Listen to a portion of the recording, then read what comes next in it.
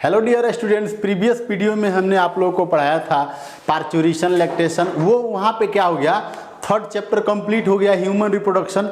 आज के वीडियो में हम लोग न्यू चैप्टर को स्टार्ट करने जा रहे हैं जिसका नेम है रिप्रोडक्टिव हेल्थ। ये चैप्टर है रिप्रोडक्टिव हेल्थ। चैप्टर का नेम हो गया रिप्रोडक्टिव हेल्थ और ये चैप्टर 4 है, चैप्टर 4 है। और इस देखिए इस चैप्टर को हम लोग को पूरा डिटेल पढ़ना है। इस साल कोविड-19 के कारण इसके अंदर से कोई भी टॉपिक को रिड्यूस नहीं किया है, इस चैप्टर को पूरा पढ़ना है। और देखिए जो रिप्रोडक्शन यूनिट है उस यूनिट का ये लास्ट चैप्टर है। तो इस चैप्टर को हम लोग स्टार्ट करते हैं रिप्रोडक्टिव हेल्थ को। तो आइए हम लोग सबसे पहले थोड़ा सा बेसिक नॉलेज ले लेते हैं।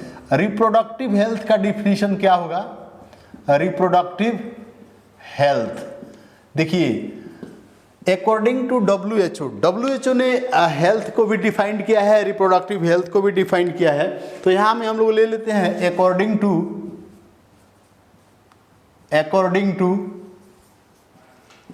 WHO world health organisation, the state of, definition क्या हो जाएगा? The state of completely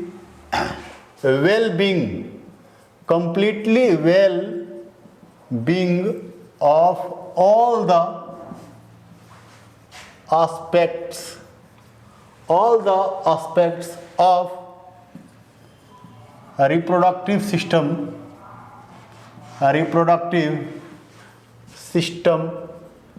is called as reproductive health, is called as reproductive health। WHO ने क्या बोला? WHO ने, वर्ल्ड हेल्थ ऑर्गेनाइजेशन ने क्या बोला?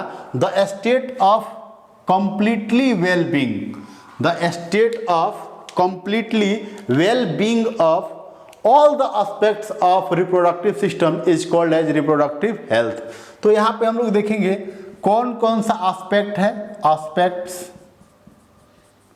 Of reproductive health, aspects of reproductive health क्या क्या आ जाएगा एस्पेक्ट्स में? फर्स्ट आ जाएगा फिजिकल एस्पेक्ट्स, सेकंड आ जाएगा इमोशनल एस्पेक्ट्स, थर्ड आ जाएगा इसमें बिहेवियरल एस्पेक्ट्स और लास्ट में आ जाएगा सोशल एस्पेक्ट्स। तो देखिएगा अगर किसी पर्सन के अंदर ये सारे एस्पेक्ट्स प्रेजेंट है, वेल मैनर में है, वेल बींग्स है, तो उस पर्सन का जो रिप्रोडक्टिव सिस्टम है वो प्रॉपर मैनर में वर्क करता है और उसको हम लोग रिप्रोडक्टिव हेल्थ बोलते हैं। देखिएगा रिप्रोडक्शन से related all the aspects to be study by the WHO ने क्या किया था?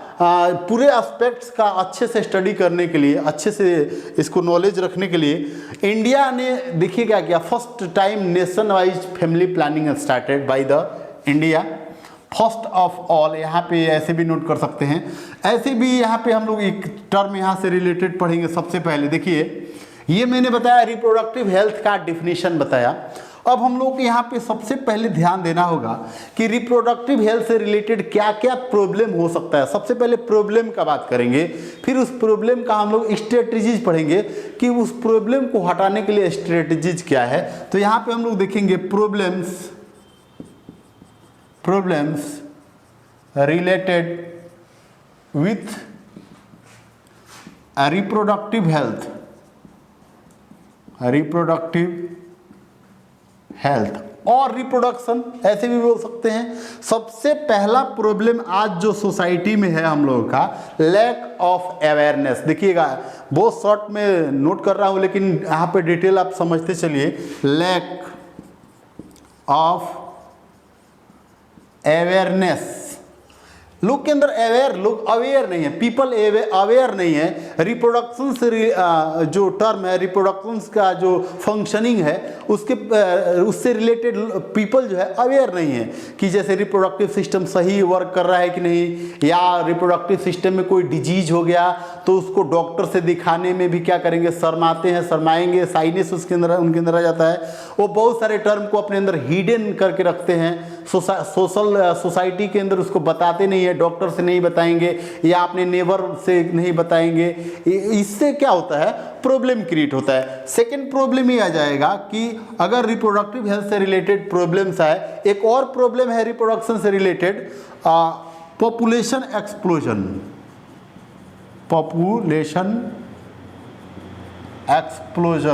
Population explosion, over increment of population is called as over population.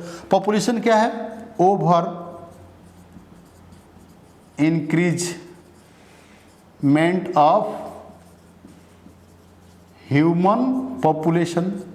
Human population आज बहुत तेजी से बढ़ रहा है। किसी गिवन पर्टिकुलर एरिया में, गिवन टाइम में ह्यूमन का जो पॉपुलेशन है वो रैपिड इंक्रीज कर रहा है। तो rapid increment of human population या over increment of human population in a given area at a given time is called as population explosion.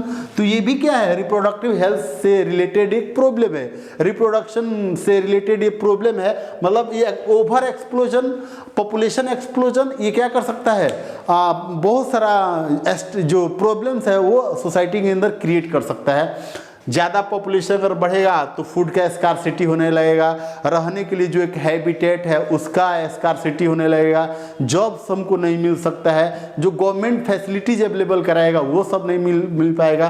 तो ये भी एक रिप्रोडक्टिव हेल्थ से रिलेटेड प्रॉब्लम है। थर्ड प्रॉब्लम यहाँ पे आ जाएगा myths and misconception. Myths and misconception,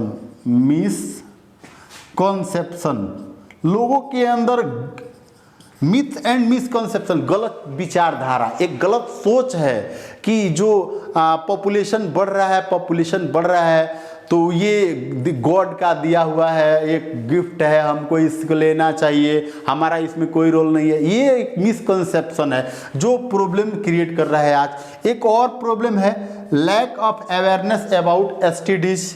lack of awareness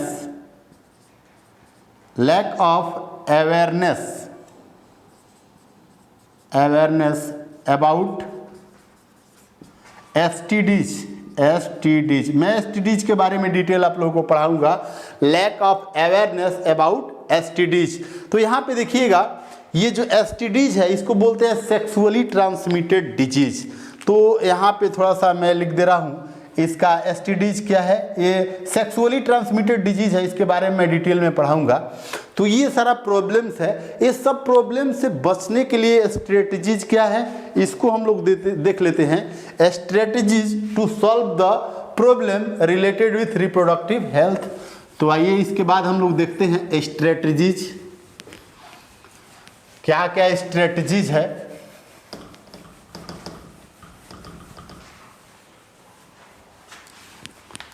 strategies related with reproductive health. तो सबसे पहले स्ट्रेटजीज ये आएगा, create awareness about contraceptive pills, contraception methods, menstrual cycle, ये सब चीज़ के बारे में लोगों को क्या करना पड़ेगा, अवेयर करना पड़ेगा।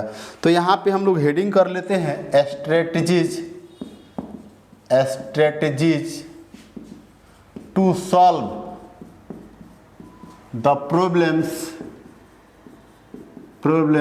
related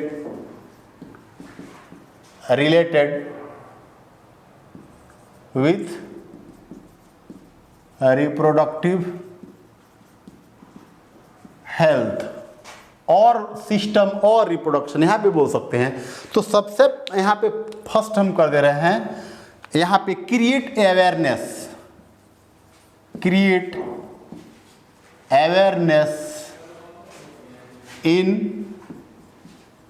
people about. किसके बारे में क्रिएट करना पड़ेगा अवेयरनेस? सबसे पहला जो अवेयरनेस यहाँ पे क्रिएट होता है, सबसे फर्स्ट है about STDs. About STDs. STDs क्या है? Sexually transmitted disease. चलिए यहाँ पे हम लोग बात कर लेते हैं। तो सबसे पहले पीपल को क्रिएट करने का अवेयरनेस क्रिएट करना होगा, पीपल के अंदर ये अवेयरनेस क्रिएट करना होगा कि एसटीडीज क्या होता है, सेक्सुअली ट्रांसमिटेड डिजीज क्या होता है। और ये डिजीज हो गया एक बार रिप्रोडक्टिव सिस्टम के अंदर ये डिजीज हो गया तो फीमेल के अंदर प्रेगनेंसी नहीं हो सकता है, मेल जो होगा उसके अंदर प्रॉब्लम आ सकता है। जनरली एसटीडीज जो होता है ना फीमेल को इफेक्ट करता है। और एसटीडीज में एग्जाम्पल ले लीजिए, जैसे एड्स हो गया, एड्स हो गया, हर्पीस हो गया, सिफिलिस हो गया, सिफिलिस हो गया, गोनोरिया हो गया, गोनोरिया। ये सारा एसटीडीज है जो फीमेल के अंदर generally cause inside the female. AIDS को हम एक्सेप्शन लेते हैं तो सबके अंदर मेल फीमेल सबके अंदर हो सकता है। हर्पीस मेल के अंदर होने वाला एसटीडीज है। Syphilis gonorrhoea mainly take place inside the female. ऐसे बोले ओवरऑल जो एसटीडीज होता है ना सेक्सुअली ट्रांसमिटेड डिजीज ये मोस्टली फीमेल के अंदर होता है। तो इस एसटीडीज के बारे में पीपल के अंदर अवेयरनेस क्रिएट करना पड़ेगा। सेकेंड जो अवेयरनेस है अबाउट कॉन्ट्रासेप्टिव क्रिएट, मैंने क्या लिखा, create awareness in people about. First क्या हो गया STDs, second contraceptives, contraceptives, contraceptives. ये कॉन्ट्रासेप्टिव्स क्या होता है? जस्ट केमिकल केमिकल पिल्स बोल सकते हैं और barriers which prevent the fertilization और even STDs.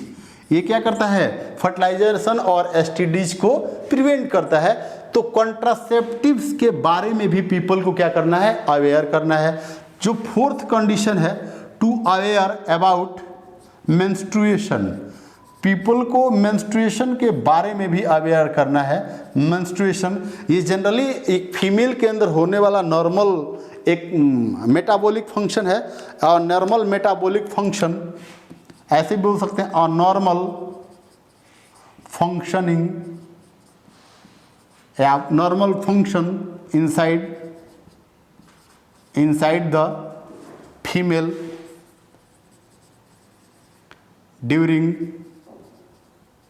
during or at the puberty stage, at the puberty stage और एज। मैंने क्या लिखा? a normal function takes place, ऐसे थोड़ा ऐड कर लीजिएगा, takes place inside the female during और मैंने लिखा ड्यूरिंग और एट प्यूबर्टी स्टेज और एज।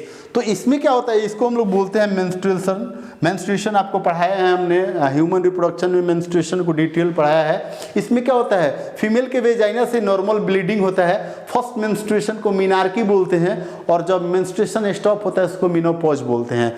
सोशल आज सोसाइटी में बहुत ऐसे विलेज में जहाँ पे लोग इलिटरेट हैं, अनपढ़ हैं, जो पढ़े लिखे नहीं है, अगर किसी गर्ल को मेंस्ट्रुएशन है, मेंस्ट्रुएशन कंडीशन में है तो उसको टेम्पल के अंदर जाने से रोक दिया जाता है। किसी सोशल जो एक सोशल फंक्शनिंग होता है, एक सबका जो फंक्शनिंग होता है सोसाइटी के अंदर, उस सोसाइटी के अंदर उस गर्ल को जाने के लिए क्या कर दिया जाता है? रोक दिया जाता है। आज भी हमारे फैमिली के अंदर ये कंडीशन मेंशन्ड है, प्रेजेंट है कि अगर किसी फीमेल को मेंस्ट्रुएशन है तो उसको नॉर्मल फंक्शनिंग में, किसी ऐसे फंक्शनिंग में जहाँ पे पूजा हो रहा है टेम्पल में जाने से, वहाँ पे उसको रोक दिया जाता है। तो ये सब चीज़ क्या है? पीपल के अंदर एक मिथ्स एंड मिसकंसेप्शन है जो नहीं होना चाहिए। एक और कंसेप्ट यहाँ पे लेंगे, fourth condition about arts. Arts जो आर्ट्स है, आर्ट्स आर्ट्स क्या होता है? Assisted reproductive technique, assisted reproductive techniques.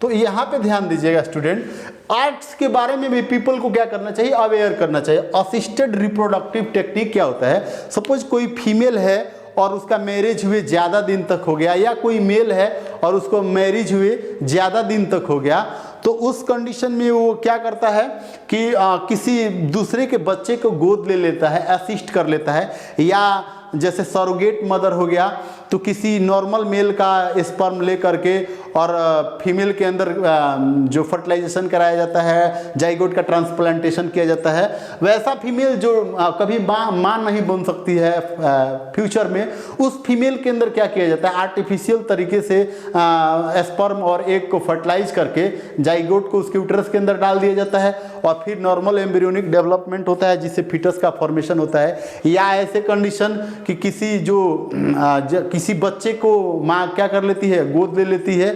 तो ये सब असिस्टेड रिप्रोडक्टिव टेक्निक्स में आता है। तो इसको भी हम लोग बहुत डिटेल से पढ़ेंगे। असिस्टेड रिप्रोडक्टिव टेक्निक्स क्या होता है? ये स्ट्रेटजीज है to solve the problem related with the reproductive health. एक और यहाँ पे कंडीशन आ जाता है, increases the marriageable date, increase the marriageable age. Marriageable age को भी बढ़ाया, जैसे गर्ल्स के लिए कितना होना चाहिए? 18 ईयर्स, और बॉयज़ के लिए कितना होना चाहिए? 21 ईयर्स। 21 ईयर्स ये क्या होना चाहिए? एज होना चाहिए। और इस एज में मैरिज होता है तो पर्सन के अंदर या गर्ल्स और बॉय के अंदर कोई रिप्रोडक्टिव हेल्थ से प्रॉब्लम नहीं आएगा। तो ये मैंने कुछ आप लोगों को क्या बताया? स्ट्रेटजीज बताया जिससे रिप्रोडक्टिव हेल्थ के प्रॉब्लम को सॉल्व किया जा सकता है। अब देखिए, ये सारे प्रॉब्लम्स को देखते हुए इंडिया गवर्नमेंट ने फैमिली प्लानिंग स्टार्ट किया। देखिए, first of all the family planning programme started by India in 1951। तो यहाँ पे देखिएगा, इंडिया जो है रिप्रोडक्टिव हेल्थ से रिलेटेड प्रॉब्लम को सॉल्व करने के लिए या अच्छे से उसके देखभाल करने के लिए, केयरफुल रहने के लिए इंडिया ने क्या किया? फर्स्ट ऑफ ऑल, यहाँ पे मैं नोट कर दे रहा हूँ, first of all India started a family planning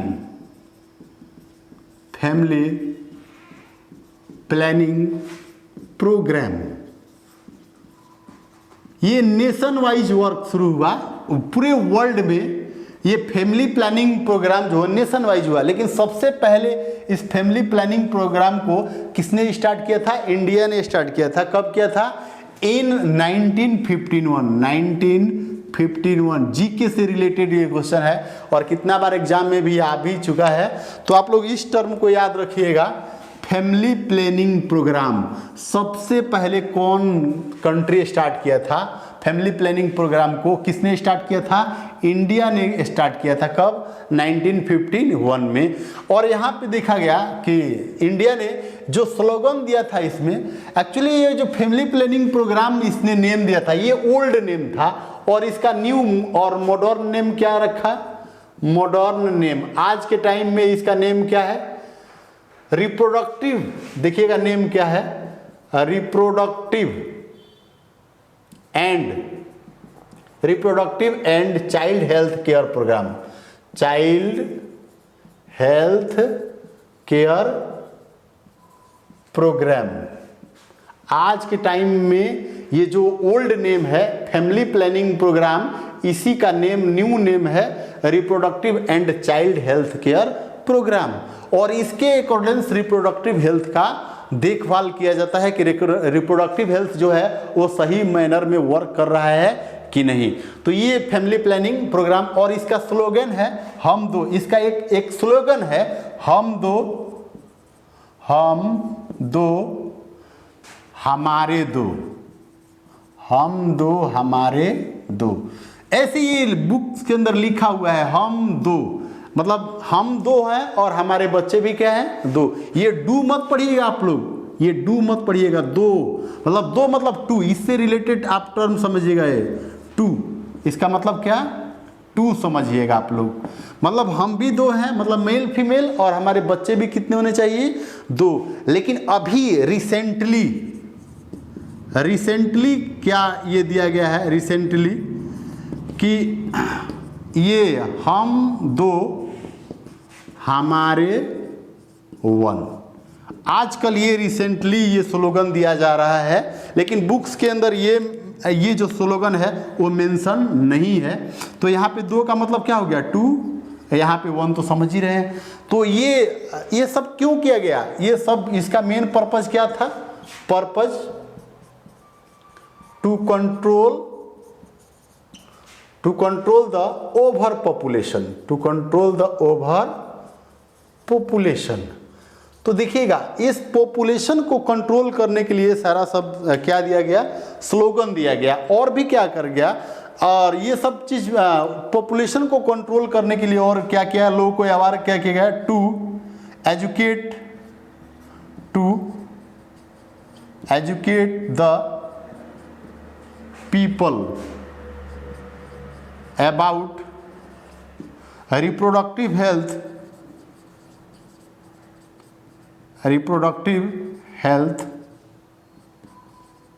by the help of government organization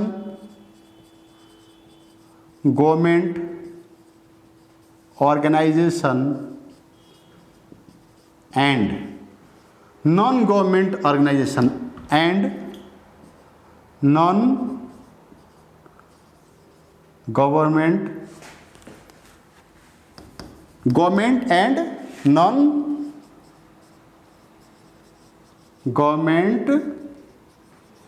organisation, ये सब मिल के वर्क करता है आज के भी समय में पीपल को क्या करने के लिए, एजुकेट करने के लिए। और जो government and non government organisation क्या करता है, जैसे जीओ क्या हो गया, गवर्नमेंट ऑर्गेनाइजेशन, एंड एनजीओज, ये गवर्नमेंट ऑर्गेनाइजेशंस, ऐसे जीओज कर सकते हैं या जीओ सिंपली लिख सकते हैं, GO and NGO by the help of audio and visual prints. मतलब ऑडियो और विजुअल, जो ऑडियो और वीडियो जो प्रिंट्स है, विजुअल प्रिंट्स है, उसको दिखा करके जो गवर्नमेंट ऑर्गेनाइजेशन है और नॉन गवर्नमेंट ऑर्गेनाइजेशन है, ये पीपल को कैसे एजुकेट कर रहा है या कैसे अवेयर कर रहा है, bye the help of audio, मतलब प्रचार करके, एडवर्टाइजमेंट करके, और विजुअल प्रिंट्स या वीडियो को दिखा करके आज पीपल को क्या किया जाता है, एजुकेट किया जा रहा है। ऐसे में एक और ये है कि स्टूडेंट्स को भी क्या किया जाए, अवेयर किया जाए, to educate the students about sex education का भी नॉलेज दिया जाए, किसको, स्टूडेंट्स को। और गवर्नमेंट को ये पॉलिसी देना चाहिए, फैसिलिटीज देना चाहिए कि स्कूल के अंदर जो सिलेबस है, मतलब स्कूल में जो सिलेबस पढ़ाया जाता है 11th-12th के स्टूडेंट्स को, इवन 10th के स्टूडेंट्स को, उस सिलेबस के अंदर सेक्स एजुकेशन, ये जो सेक्स एजुकेशन है, इसके से रिलेटेड भी चैप्टर्स को इंक्लूड किया जाए, स्टूडेंट्स को पढ़ाया जाए, अवेयर किया जाए। जैसे मैं बोलूँ कि बॉडी के अंदर डाइजेस्टिव सिस्टम है, रिस्पिरेटरी सिस्टम है, ब्लड सर्कुलेटरी सिस्टम है, यूरिनरी सिस्टम है, जितना भी बॉडी के अंदर सिस्टम है उसका हम बहुत डिटेल स्टडी करते हैं या टीचर्स लोग कराते हैं। लेकिन जैसे रिप्रोडक्टिव सिस्टम का बात आता है, रिप्रोडक्शन से रिलेटेड टर्म आता है, तो टीचर खुद शाई हो जाता है और बहुत सारे टर्म को हिडन कर देता है, छुपा लेता है, स्टूडेंट्स को नहीं बता जाता है, जिससे स्टूडेंट जो होता है वो डार्कनेस में रह जाता है कि actually how to do work the reproductive system, कैसे रिप्रोडक्टिव सिस्टम काम करता है, या रिप्रोडक्टिव सिस्टम का एक्चुअल क्या मीनिंग है, क्या कॉन्सेप्ट है, क्या उसके अंदर नॉलेज है, वो नहीं जान पाता है। तो ये बहुत बड़ा प्रॉब्लम स्टूडेंट के अंदर क्रिएट होता है, जो रिप्रोडक्टिव हेल्थ से रिलेटेड प्रॉब्लम क्रिएट करता है। ये सब चीज़ को देखते हुए इंडिया गवर्नमेंट ने ह्यूमन पॉपुलेशन का एक डेटा तैयार करने के लिए कुछ पैटर्न बताया, कुछ डेटा बनाया कि ह्यूमन के पॉपुलेशन को क्या किया जाए, काउंट किया जाए और उनके अंदर रिप्रोडक्टिव हेल्थ से रिलेटेड सारे कंडीशन का डिटेल स्टडी किया जाए। तो इंडिया गवर्नमेंट ने क्या किया, कुछ प्रोग्रामिंग करना शुरू किया, कुछ प्रोग्रामिंग किया, जिसमें देखिए कुछ टर्म आ जाता है जो रिप्रोडक्टिव हेल्थ से रिलेटेड डेटा को रखता है। जैसे मैं बताऊं डेमोग्राफी। डेमोग्राफी क्या है, देखिए इसके बाद एक कुछ टर्म आ जाता है यहाँ पे डेमोग्राफी। डेमोग्राफी, ये डेमोग्राफी क्या है, the statistical study about human population. देखिएगा स्टैटिस्टिकल स्टडी का मतलब statistical study about human population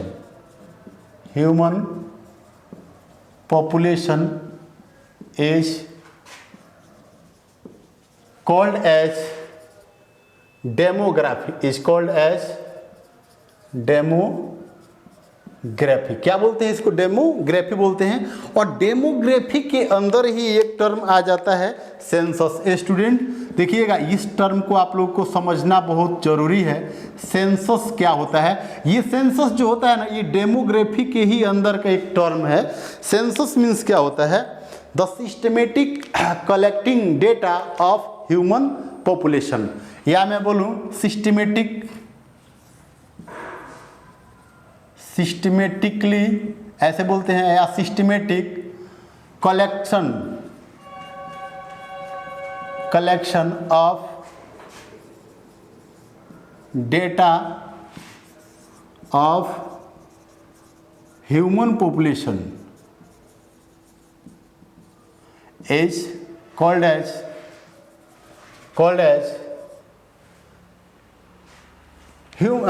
census. मैंने क्या बोला, systematic collection of data of human population. Human population का एक सिस्टमेटिक हम डेटा तैयार करते हैं, उसी को बोलते हैं क्या, सेंसस। इच सेंसस या इंडिया के अंदर सबसे पहले सेंसस कब स्टार्ट हुआ था, first of all in India, या first of all census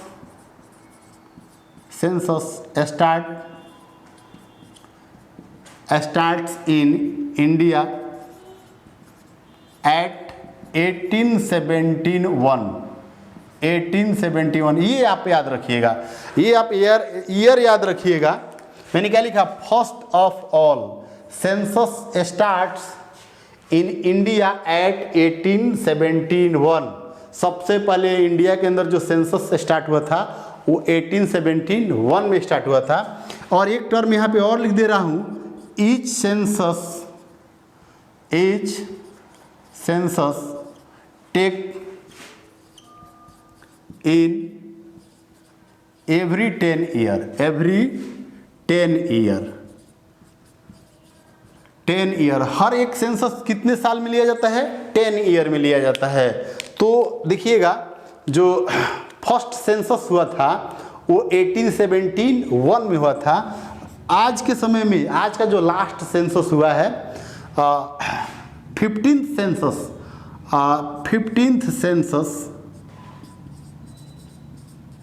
census done in 2011। और ये लास्ट सेंसस मतलब 15th सेंसस जो हुआ है अकॉर्डिंग टू WHO और अकॉर्डिंग टू डेमोग्राफी, जो 15th सेंसस डन इन 2011। और इसके अकॉर्डिंग यहाँ पे देखिएगा, according to 15th according to 15th census least populated state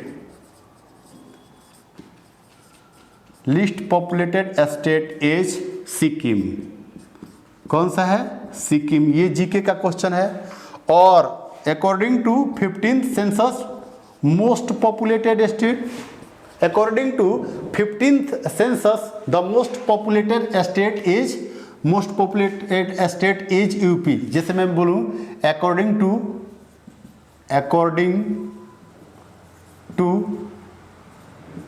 15th census most populated state is UP. और बोले यहाँ पे एक और point, according to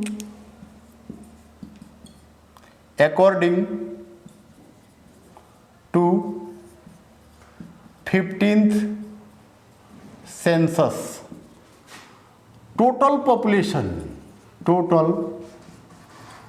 population of India is 1.2 billion. 15th census के अकॉर्डिंग जो टोटल इंडिया का पॉपुलेशन था वो कितना था? 1.2 बिलियन। अब हम लोग यहाँ पे देख लेते हैं रीजन फॉर, एक हेडिंग कर लेते हैं, reason for over population, reason for over population और पॉपुलेशन एक्सप्लोजन। तो यहाँ पे देखेंगे पॉपुलेशन एक्सप्लोजन क्या होता है?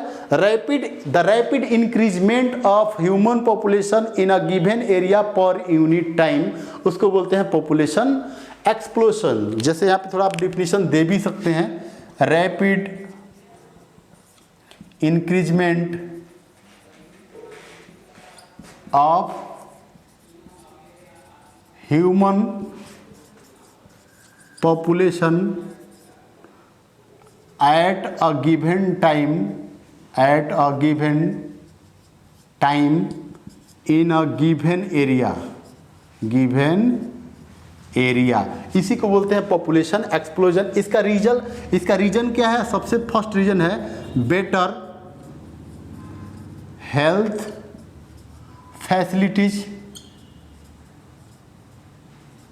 हेल्थ फैसिलिटीज अवेलेबल हो रहा है आज के समय में। बेटर हेल्थ फैसिलिटीज अवेलेबल है। सेकेंड, बेटर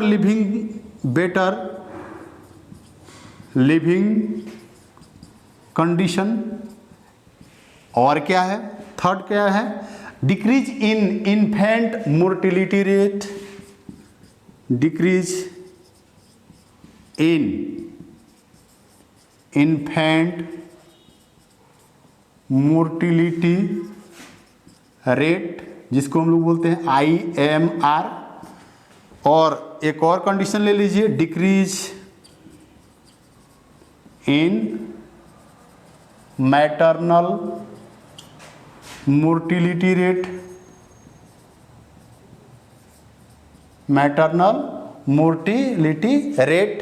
तो ये सब चीज़ क्या है? टू प्रिवेंट, और क्या है? टू प्रिवेंट इलीगल एबॉर्शन, आया ऐसे बोले टू प्रिवेंट, ये यहाँ पे हम नहीं मेंशन करेंगे, इसको रहने दीजिए। तो ये रहा, ये सब रीजन फॉर ओवर पॉपुलेशन और पॉपुलेशन एक्सप्लोजन। तो आप देखिए, तो पॉपुलेशन अगर इस तरह से बढ़ता जाए तो क्या होगा? आने वाले समय में रहने के लिए हैबिटेट नहीं मिल पाएगा, हमको रहने के लिए घर नहीं रह पाएगा, खाने के लिए हम लोगों को फूड नहीं मिल पाएगा, एजुकेशन में प्रॉब्लम आएगा, गवर्नमेंट कोई फैसिलिटीज़ अवेलेबल नहीं कर सकता है, एजुकेशन से रिलेटेड कोई वर्क गवर्नमेंट नहीं कर सकता है। तो ये सब चीज़ बहुत सारा ये प्रॉब्लम क्रिएट कर देगा। बहुत ज़्यादा अगर पॉपुलेशन बढ़ जाए तो क्या क्रिएट करेगा? वो एक प्रॉब्लम क्रिएट करेगा। तो इस पॉपुलेशन को रोकने के लिए हम लोग को एक टेक्निक पढ़ना होगा जिसका नेम है बर्थ कंट्रोल और कंट्रासेप्शन मेथड। तो नेक्स्ट वीडियो में हम लोग पढ़ेंगे बर्थ कंट्रोल और कंट्रासेप्शन मेथड। आज के लिए इतना ही, थैंक यू।